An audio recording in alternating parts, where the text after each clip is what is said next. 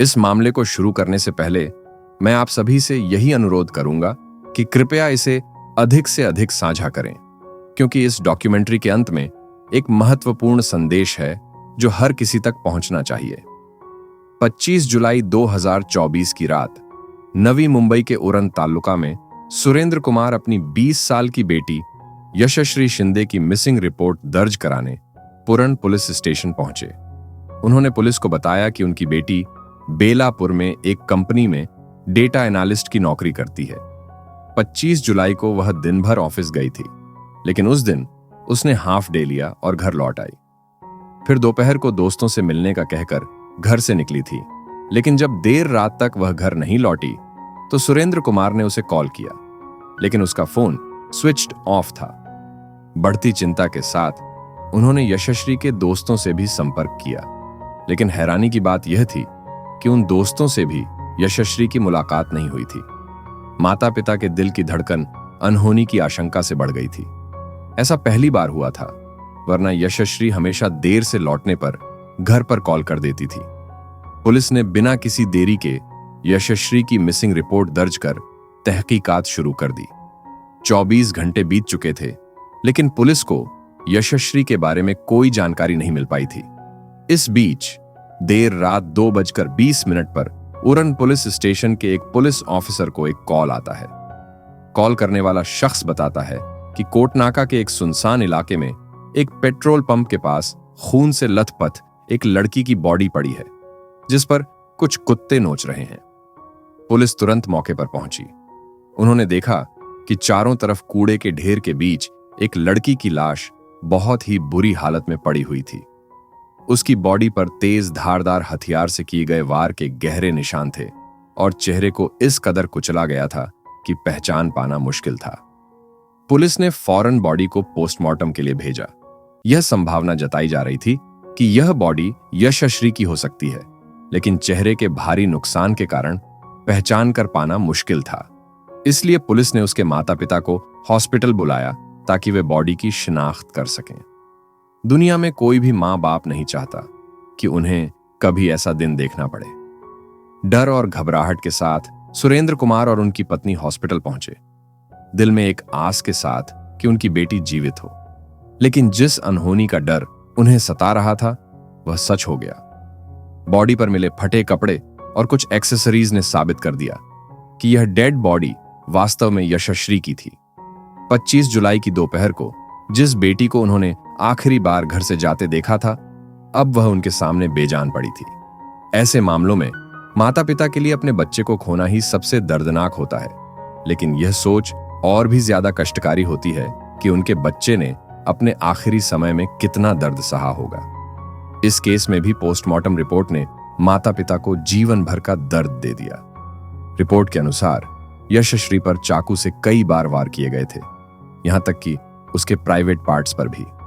और जब कातिल का मन नहीं भरा तो उसने चेहरे को भी पत्थर से कुचल दिया। क्रिमिनल साइकोलॉजी के अनुसार किसी हत्या के तरीके से अपराधी की मानसिक स्थिति के बारे में बहुत कुछ पता चलता है। यशश्री के केस में कई घावों से यह स्पष्ट था कि कातिल गुस्से और फ्रस्ट्रेशन में था, जिससे उसने खुद पर कंट्रोल खो दिया था। ऐसा आमतौर पर तब होता है जब अपराधी और पीड़िता के बीच एक मजबूत व्यक्तिगत और भावनात्मक कनेक्शन होता है। प्राइवेट पार्ट्स पर किए गए वार यह संकेत देते हैं कि अपराधी सिर्फ शारीरिक हमला नहीं कर रहा था, बल्कि मानसिक रूप से भी पीड़िता को डोमिनेट करना चाहता था और उसे किसी गलती के लिए सजा देना चाहता था। इसलिए सबसे महत्वपूर्ण सवाल यह था कि यशश्री से इतनी नफरत किसे थी और ऐसा क्या कारण था जिससे उसने इतनी बेरहमी से उसकी हत्या कर दी। अक्सर किसी भी अपराध में अतीत की किसी घटना का कोई न कोई कनेक्शन होता ही है। इसलिए पुलिस ने यशश्री के परिवार से पूछा कि क्या उसकी किसी से अनबन या दुश्मनी थी। हाल फिलहाल ऐसा कुछ भी नहीं हुआ था, लेकिन 5 साल पहले एक बहुत बड़ी घटना घटी थी, जिसके बारे में परिवार ने पुलिस को जानकारी दी। साल 2019 की बात है, जब उनके इलाके में रहने वाला एक लड़का जो पेशे से बस कंडक्टर था, यशश्री का स्कूल और कोचिंग जाते समय पीछा करता और उसे परेशान करता था। एक दिन सुरेंद्र कुमार ने देखा कि वह लड़का यशश्री से बात कर रहा था। उस समय यशश्री नाबालिग थी और वह लड़का लगभग 23 साल का था। उस लड़के का नाम दाऊद शेख था। सुरेंद्र कुमार की शिकायत पर पुलिस ने दाऊद को पॉक्सो एक्ट के तहत जेल भेजा था। अब पुलिस की एक टीम दाऊद शेख का रिकॉर्ड खंगालने लगी, जबकि दूसरी टीम यशश्री के फोन की लास्ट लोकेशन और आसपास के सीसीटीवी फुटेज को जांचने लगी। कोर्ट से मिली जानकारी से पता चला कि दाऊद शेख सिर्फ 1.5 महीने बाद ही बेल पर बाहर आ गया था, लेकिन यशश्री के परिवार वालों को इसकी जानकारी नहीं थी। पिछले 5 सालों में उन्होंने उसे कभी दोबारा नहीं देखा था। उधर मुंबई पुलिस की दूसरी टीम ने औरन इलाके के सभी सीसीटीवी कैमरों की फुटेज निकालनी शुरू की। कई घंटों की फुटेज देखने के बाद पुलिस को 25 जुलाई की दोपहर 2:01 की एक फुटेज मिली, जिसमें यशश्री हाथ में अम्ब्रेला लिए फोन पर बात करती हुई रास्ते से गुजर रही थी। लेकिन महज 8 मिनट बाद उसी रास्ते पर एक शख्स यशश्री का पीछा करता नजर आया। यह शख्स कोई और नहीं बल्कि दाऊद शेख था। इतने सालों बाद दाऊद का यशश्री से क्या कनेक्शन था, यह जानने के लिए पुलिस ने यशश्री के दोस्तों से पूछताछ की। एक दोस्त ने बताया कि 24 जुलाई को यशश्री के गायब होने से ठीक एक दिन पहले उसे यशश्री का कॉल आया था। यशश्री ने बताया कि वह एक लड़के से मिलने जा रही है, जिससे वह मिलना नहीं चाहती और उसे डर भी लग रहा है, लेकिन कुछ मजबूरी के कारण उसे जाना पड़ेगा। यशश्री के दोस्त ने उसे जाने से मना किया और कहा कि वह भी उसके साथ चलने को तैयार है, लेकिन यशश्री अकेले ही मिलने चली गई। दुर्भाग्यवश उस दोस्त को उस लड़के का नाम, मिलने की जगह या मजबूरी की वजह के बारे में कोई जानकारी नहीं थी।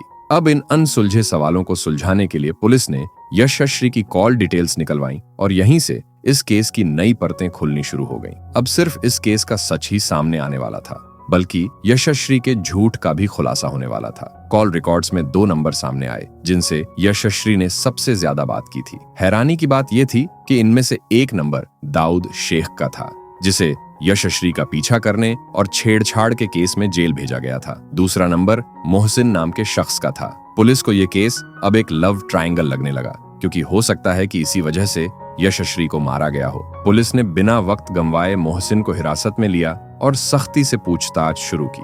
मोहसिन और दाऊद दोस्त थे और जब यशश्री ने दाऊद का नंबर ब्लॉक कर दिया था तो दाऊद मोहसिन के फोन से यशश्री को कॉल करता था। इसी वजह से मोहसिन का नंबर भी कॉल रिकॉर्ड में आया था। मोहसिन ने दाऊद से जुड़ी सारी जानकारी पुलिस को दे दी। अब पुलिस को यह स्पष्ट हो गया कि यह मामला लव ट्रायंगल का नहीं है और दाऊद शेख इस केस का मुख्य संदिग्ध है। इसलिए पुलिस की 8 टीमों ने दाऊद की तलाश शुरू कर दी। पुलिस के मुताबिक दाऊद ट्रेन से उरन से सीबीडी बेलापुर स्टेशन पहुंचा और वहां से ट्रेन से पनवेल चला गया। फिर उसने अपने दोस्त को संपर्क किया और कुछ पैसे अपने अकाउंट में ट्रांसफर करवाए। इसके बाद दाऊद ने एटीएम से पैसे निकालकर बस पकड़ ली और कर्नाटका के गुलबर्गा के पास अपने गांव में अपनी दादी के पास चला गया। वह कुछ दिन अपनी दादी के पास रुका, लेकिन उसे पता था कि पुलिस उसके फोन के जरिए उसे ट्रैक कर सकती है। इसलिए उसने अपना फोन स्विच ऑफ कर दिया और दादी के पास ही छोड़कर पैदल निकल पड़ा। लेकिन उसकी यह चालाकी काम नहीं आई, क्योंकि जब मोबाइल फोन से लोकेशन का पता नहीं चल पाता तो पुलिस अपना नेटवर्क सक्रिय करती है, जिसे मुखबिर या इन्फॉर्मर्स कहते हैं। मुंबई पुलिस ने इन इन्फॉर्मर्स की मदद से दाऊद को ट्रैक कर लिया। दाऊद अपने गांव के पास पहाड़ियों में एक जगह से दूसरी जगह भटक रहा था ताकि पुलिस की नजरों से बच सके, लेकिन अंततः 30 जुलाई 2024 की सुबह 5 बजे दाऊद को शाहपुर, कर्नाटका की एक पहाड़ी से गिरफ्तार कर लिया गया। पुलिस ने दाऊद को गिरफ्तार कर लिया और दाऊद ने पुलिस के सामने जो खुलासे किए उनसे इस केस को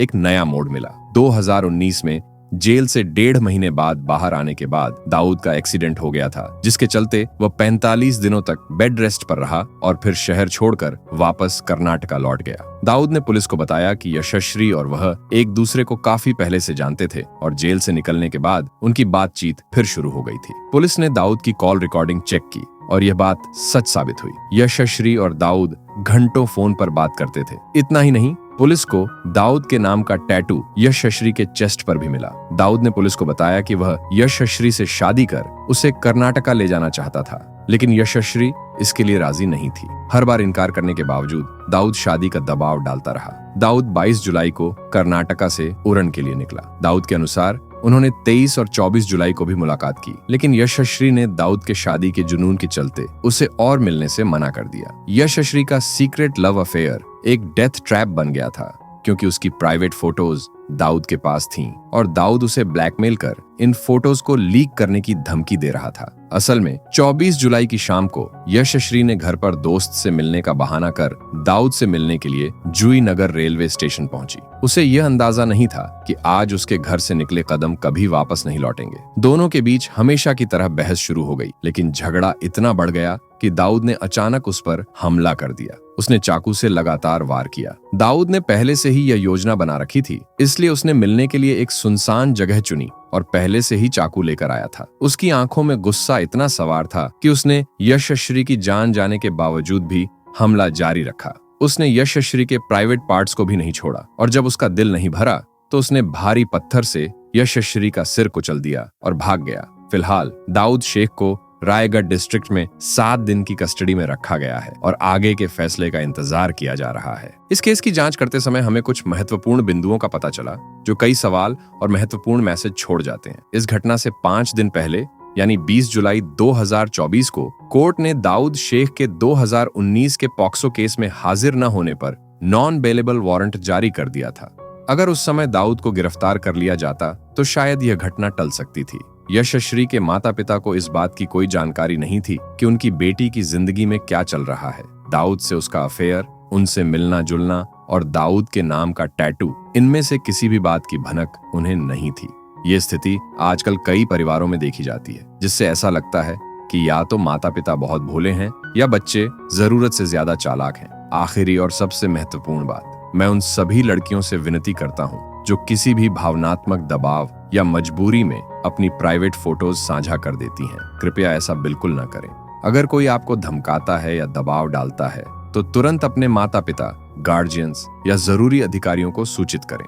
अगर किसी रिश्ते में आपको ऐसा करने के लिए मजबूर किया जाता है तो याद रखिए कि जो सच में आपसे प्यार करता है वह कभी ऐसा नहीं कहेगा। जो ऐसा कहेगा उसे आपसे प्यार कभी था ही नहीं। तो ये था आज का केस। अपना ख्याल रखें, खुश रहें और जल्दी मिलते हैं अगले केस के साथ।